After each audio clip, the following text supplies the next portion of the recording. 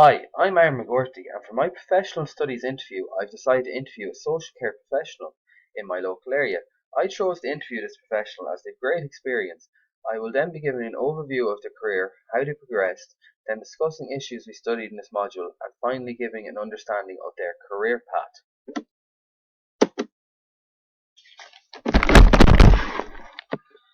I will be giving a brief description on an overview of the professional's career path, what education and training they undertook, their development as a professional, their transition to professional life, their current role, and dual relationships, threshold concept, and vicarious trauma. The professional I interviewed has been qualified for over 31 years, receiving the degree in 1985.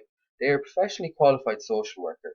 They have worked in adoption services, child protection services for many years, and also carry out a role helping UCD students here in Sligo, assisting them in carrying out their placement and doing their supervision.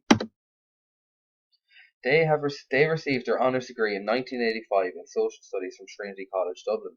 Since then, they received a graduate diploma in primary care and then a certificate in mediation, whilst also carrying out numerous in-house training workshops, e.g. manual handling, first aid and suicide prevention. Their current role is working as a social worker in adoption services here in Sligo.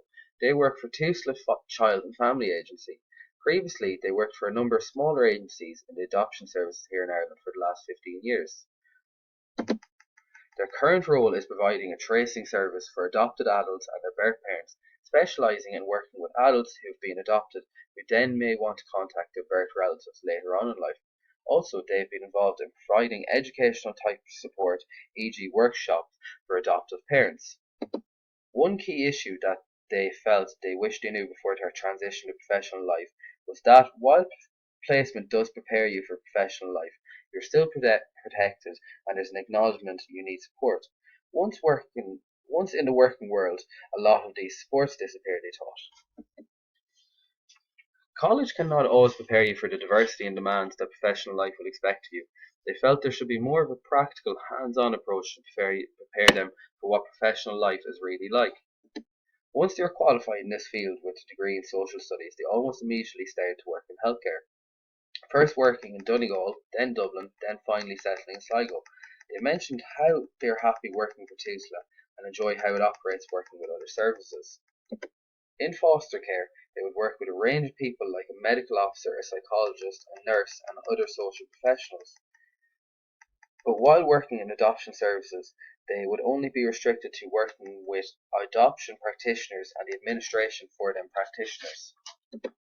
Her professional identity comes from the skills, theories, and knowledge she learnt in college, which then go and confront the real world everyday challenges both with service users, employment practices, and working with colleagues.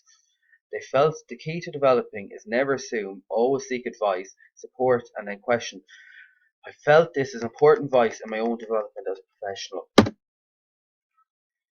They felt core values are very important in social work, but their most important ones would be helping people, making the most of their individual situation, and advocating for their service users, and then also making sure that all people have the right to their own choices. The first was dual relationships. A dual relationship exists whenever a counsellor has another connection with a client in addition or in succession to the counsellor's client relationship. Dual relationships can occur in any role.